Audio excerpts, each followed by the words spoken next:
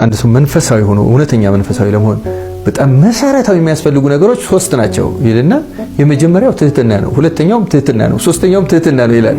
ሌላ የለም እንደማለት ነው። ሌሎች አያስፈልጉም ለማለት አይደለም።